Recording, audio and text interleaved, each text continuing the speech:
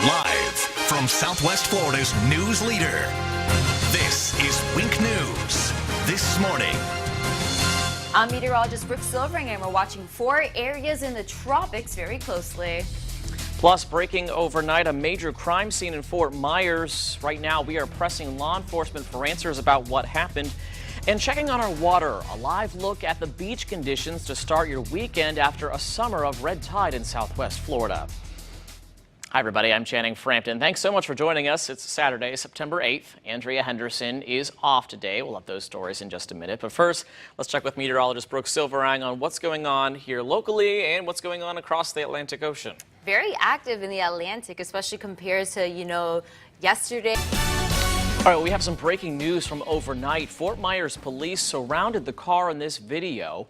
It happened on Colonial Boulevard and Meade Avenue just after 3 this morning. We've mapped it out for you here. Now, we're still working to confirm why law enforcement surrounded this car, but you can see it has extensive damage. The driver's side and the airbags exploded. Right now, we are still pressing law enforcement for more answers about this scene. You can trust Wink News to let you know as soon as we get any updates.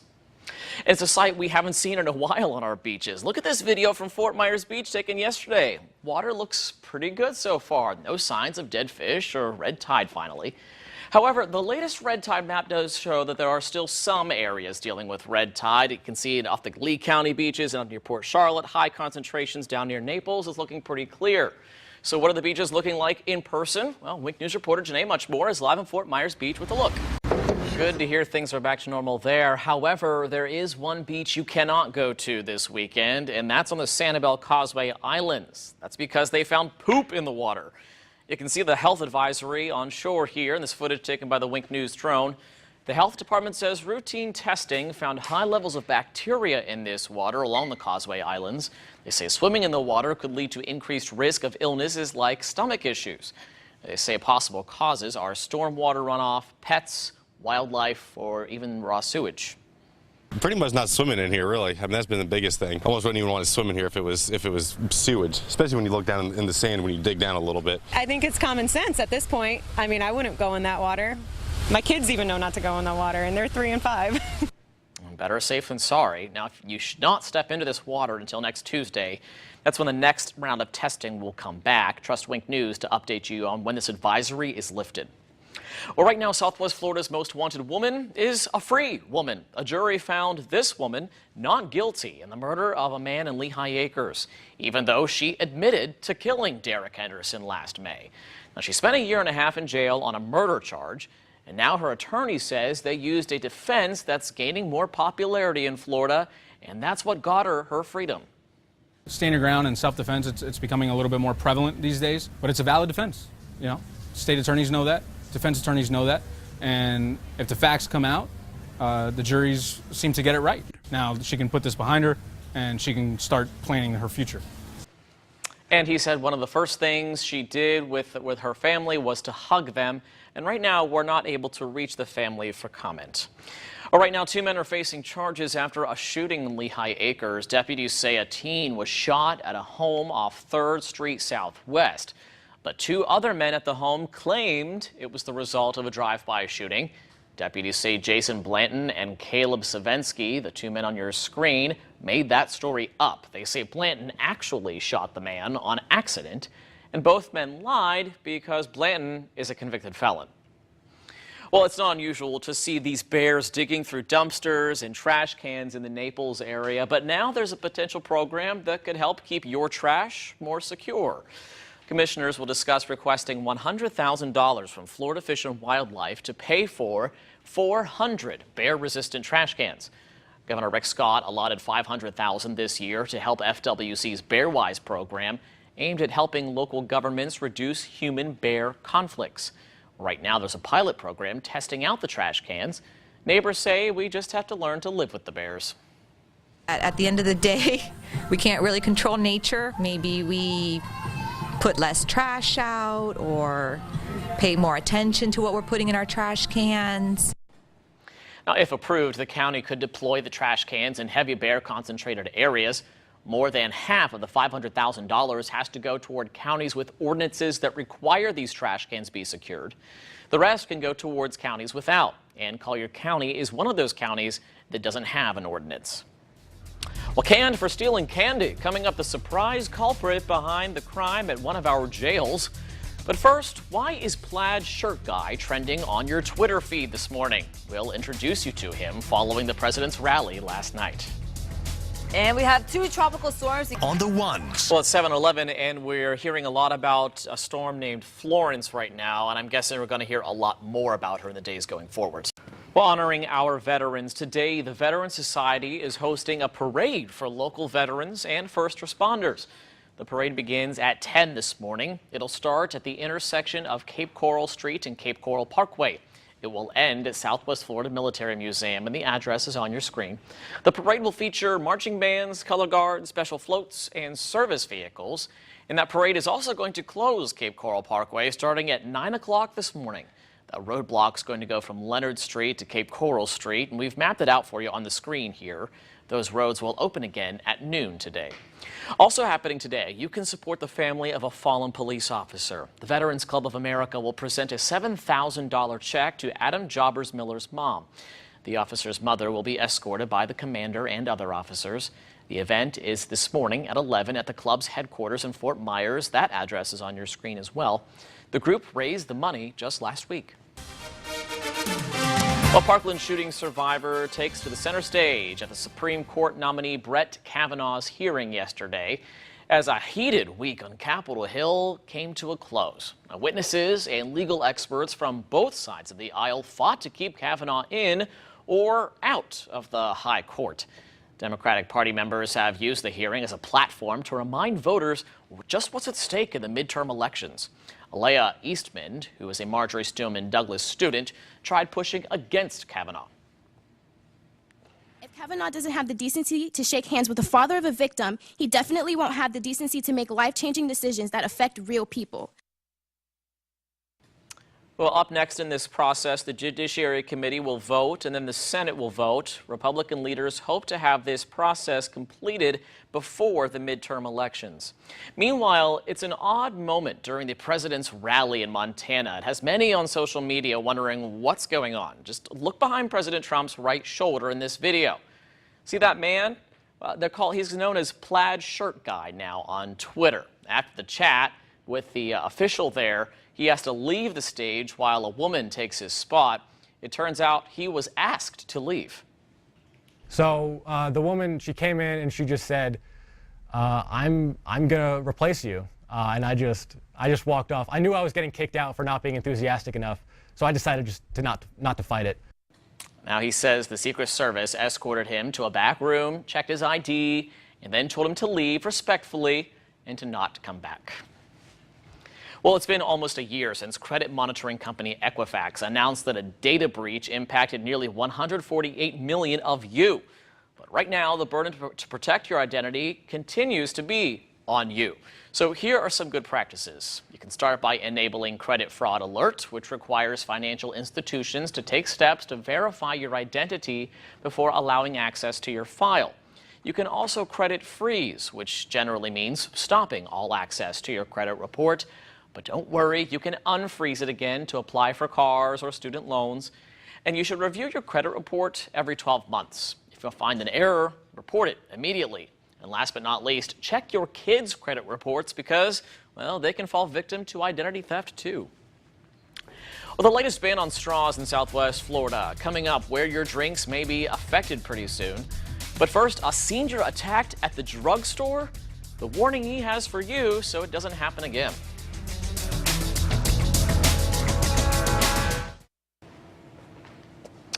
Well, the so-called Delta fire is keeping parts of a highway in California shut down, and this is affecting big rig drivers hauling your products. California Highway Patrol says the alternative route would add another 8 hours to their journey.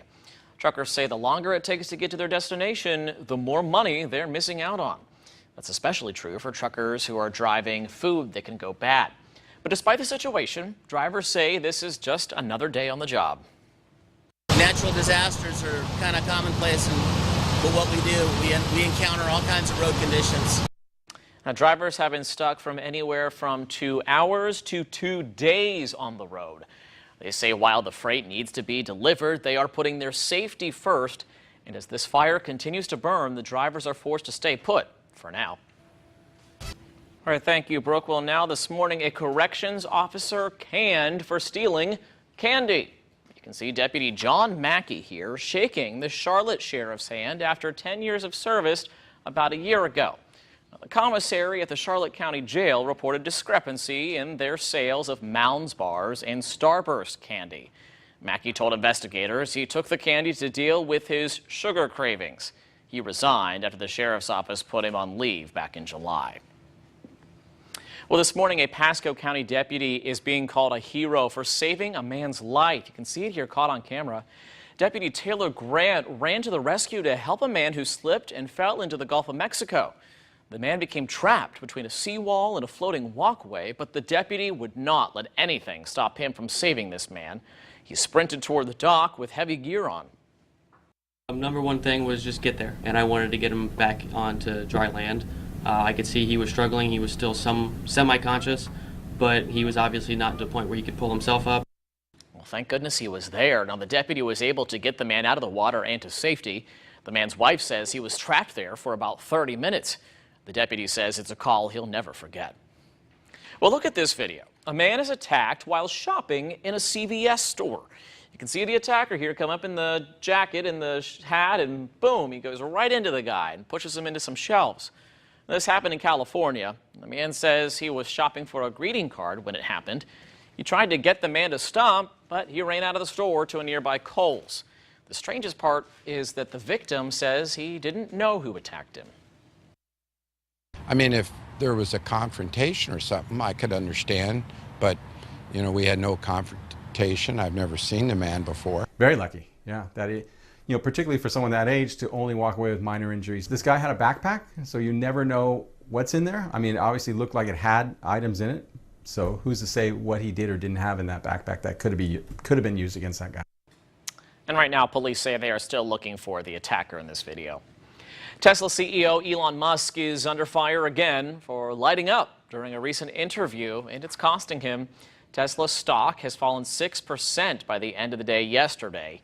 It's just the latest bizarre incident for the high-profile CEO of Tesla and SpaceX, who's had a turbulent couple past months. Following the podcast, Musk told his employees to ignore the, quote, fuss and noise in the media. Tesla is down about a third of where they were since August. Live from Southwest Florida's news leader, this is Wink News This Morning. The Wink News Weekend is back at 7:30. I'm Channing Frampton. Andrea Henderson is off today. Here's a look at some of our top stories this morning. Breaking overnight, Fort Myers police surrounded a car. It happened on Colonial Boulevard and Meade Avenue just after 3 this morning. Here's a map of where this all took place. You can see that red dot there. Now, we don't know why police surrounded the car, but we know that it has extensive damage and that the airbags came out. Right now, we're still working to confirm what exactly happened here. Well, one beach you cannot go to this weekend is the Sanibel Causeway beaches. That's because there was poop found in the water. The health department says routine testing found high levels of bacteria in this water along the Causeway Islands. And they say swimming in this water could lead to increased risks of diseases or illnesses, including stomach issues. And right now, 2 men are facing charges after a shooting in Lehigh Acres. Deputies say a teenager was shot at a home off of 3rd Street Southwest. But 2 other men at the home claimed it was the result of a drive-by shooting. Deputies say Jason Blanton and Caleb Savensky made that story up. Now, Wink weather on the 1. Well, this morning, we're not the only ones dealing with the effects of the red tide. There's better news about this manatee calf found in distress on the bay side of Fort Myers Beach on Wednesday. These new pictures show crews rushing it up to SeaWorld, where they told us it's doing better and swimming in the water. Now researchers say they are zeroing in on one treatment that could help these manatees recover from the red tide faster. Janae Muchmore is live in Fort Myers Beach with new details on what this means. Take a look at this video. It's a danger to your pets and people looking near the school bus. We're talking about This alligator here, it's putting up quite a fight in Cape Coral as crews try to remove it. A neighbor found it just a few feet away from the sidewalk along Pelican Boulevard on Thursday morning. Now, it's about 5 to 6 feet long. The neighbor called 911 to file an animal complaint, and soon enough, police and FWC were there to wrangle it.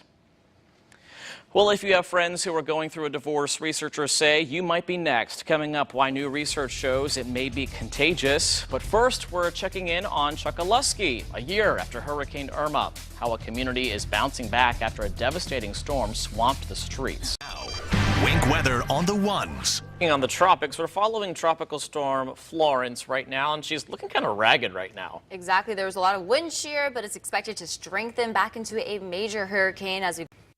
I think it's going to take at least 2 more years for them to fully recover.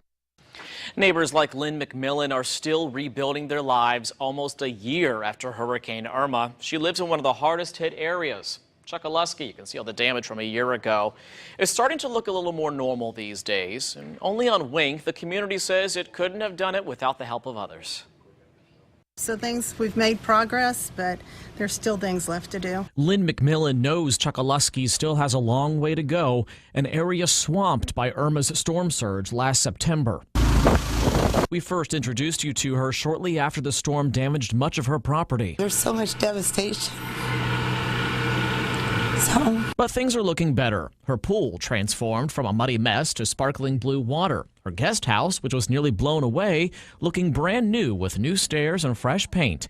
But there is still a lot of work to be done. I think it's going to take at least 2 more years for them to fully recover. But there are some positive sights in Everglades City, including this empty lot. 10 months ago, this was home to Mount Trashmore, which residents complained about the smell and the sight. Today, it's open enough for people to park in it. Oh, my golly, it's still going on. We still are repairing here. Just down the street, Pastor Bob Wallace is glad to see food distribution back in his church, which was damaged by the storm surge. We found a number of people who lost mobile homes are not coming back. From his neighborhood to across the new bridge connecting them to Chokoloskee, recovery continues. You know, I don't know what we'd do if we got another one right now.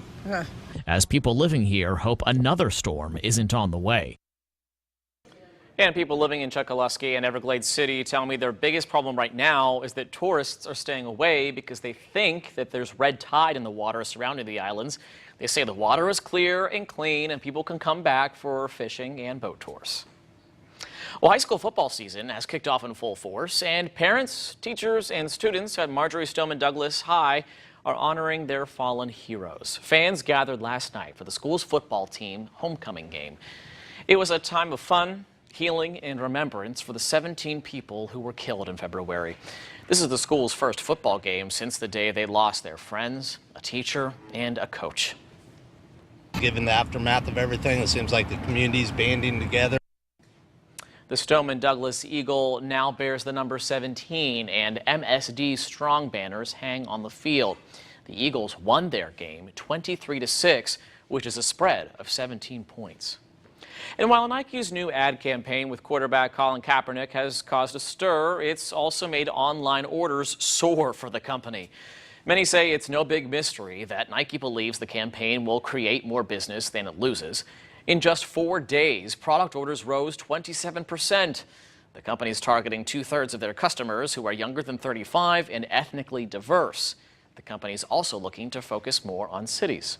Meanwhile, some Nike fans protested the brand's ad campaign by burning their sports gear. One Missouri college is removing all athletic uniforms purchased from Nike. Christian College of the Ozarks in Missouri says student athletes will no longer wear the brand in response to the company's new ad campaign.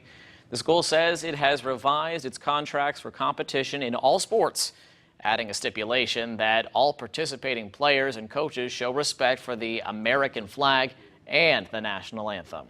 Well, thank you, Brooke. Well, if you have friends who are going through a divorce right now, researchers say you might be next. One Texas attorney says that's because the public's perception of divorce has changed. It's gone from disdain to acceptance over the years. She says she was not surprised by the research showing couples will more likely divorce if a friend is going through one also. Divorce was really frowned on, like sometimes somehow someone failed or they didn't try hard enough. They kind of have a little bit of permission from people around them who say, you know, it's okay, like I went through it. Increased likelihood to divorce will only appear if the relationship is already unstable. A new study finds 1 in 2 American workers do not take a lunch break at work. And now experts say that's not necessarily a bad thing. The study found 50% of U.S. workers don't take a full lunch break. The majority of people say leaving work behind to eat is unrealistic because of intense workloads and pressure to perform. Experts say not stopping to eat can actually drive energy into your work and help you stay focused. The study finds more people are snacking to stay energized, and 44% of people surveyed say they have a snack drawer at work to keep them going.